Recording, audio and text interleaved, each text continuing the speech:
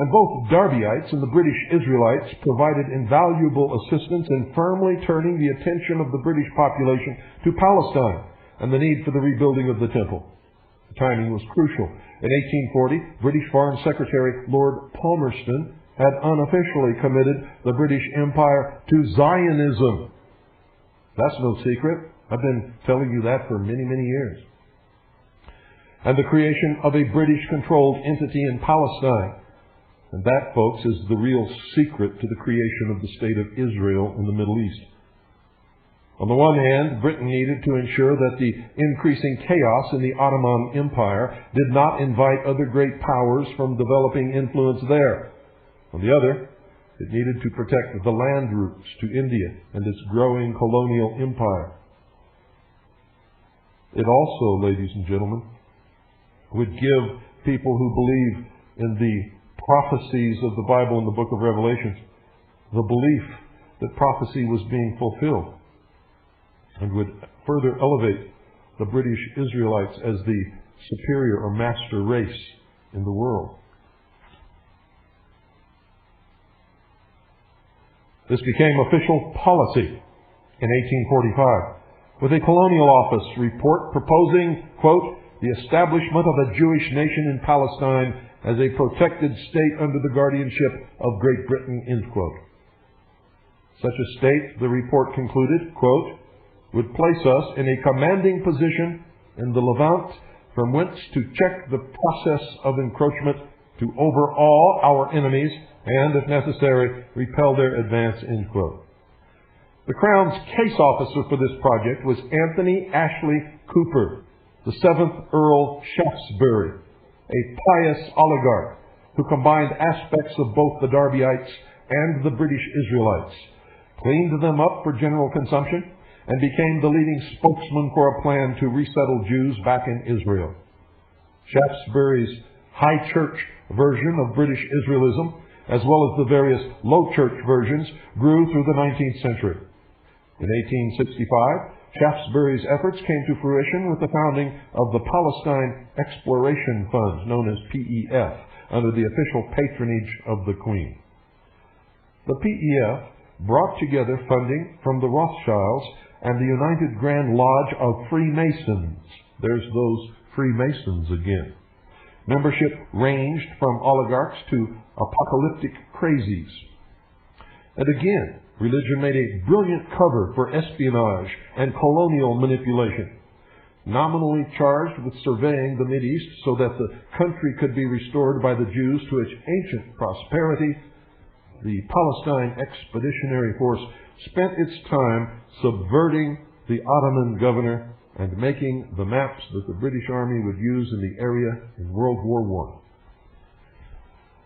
One of PEF's leading explorers in Palestine from 1867 to 1870 was General Sir Charles Warren.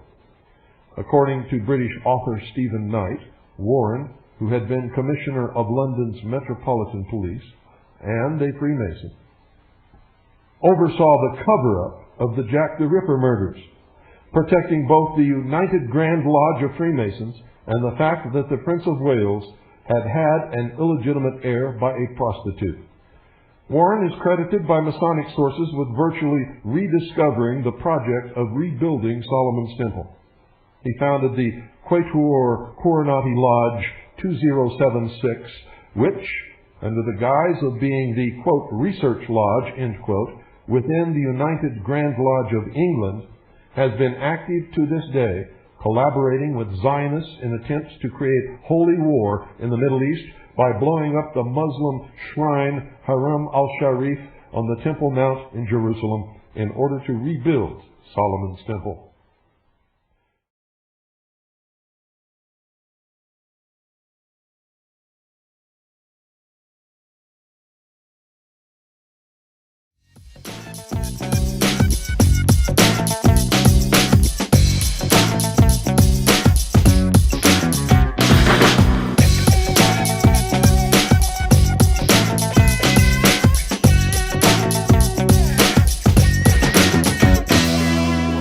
So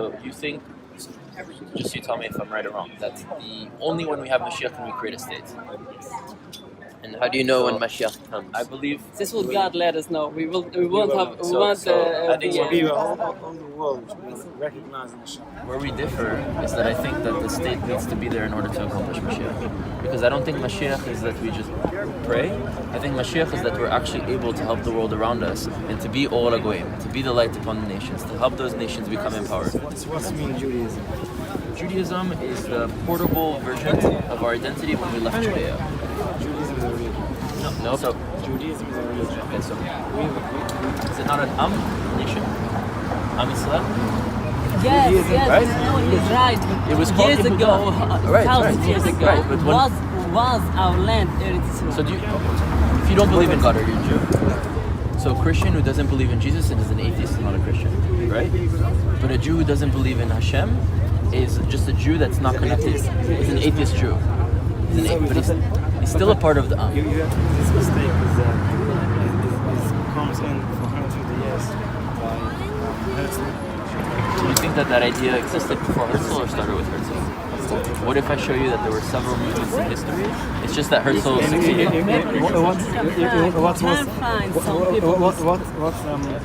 We are ready, but by the definition of religion is you must believe in God to be a part of that religion. Meaning Christianity, if you don't believe in Jesus, you're an atheist. Islam, if you don't believe in the Quran, you're an atheist. Buddhist, if you don't believe in Buddha, you're an atheist. And in Judaism, even if you don't believe in God, you're still a Jew. If you don't believe in God, yes. And look at that. But how do we help our people grow by hitting them? We need to show them the light.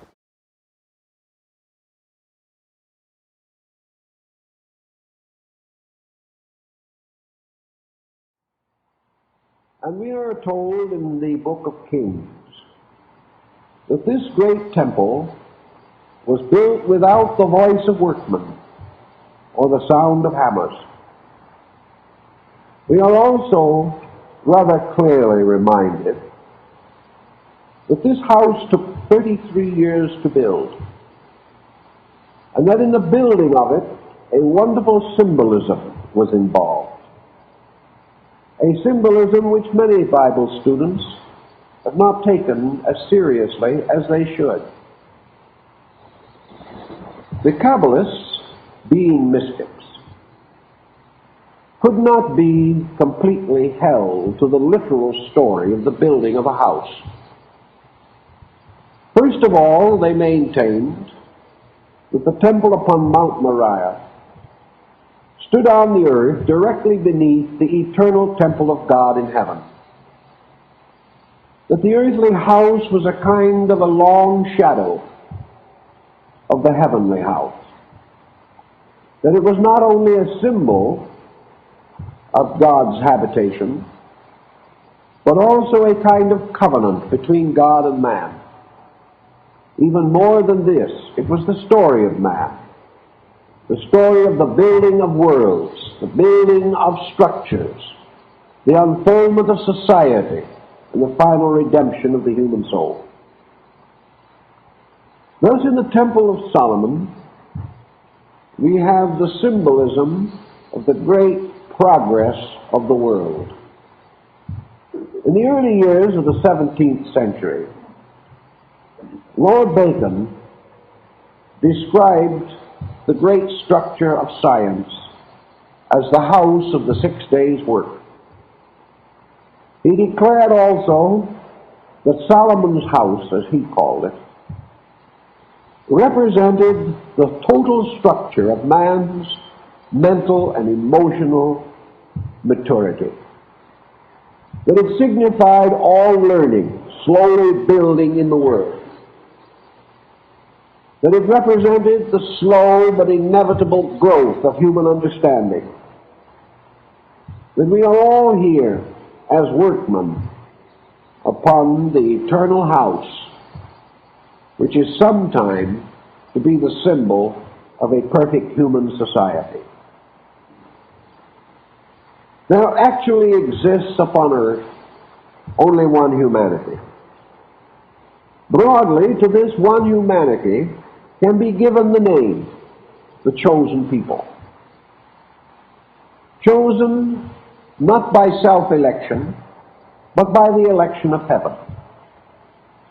That the tribes of Israel represent mysteriously all peoples. For these 12 tribes, with their affinity for the signs of the zodiac, do definitely represent the entire order of life that is born under the 12 signs, divided into tribes, each with certain attributes and qualities and characteristics. And from these tribes were chosen the artificers, the workers.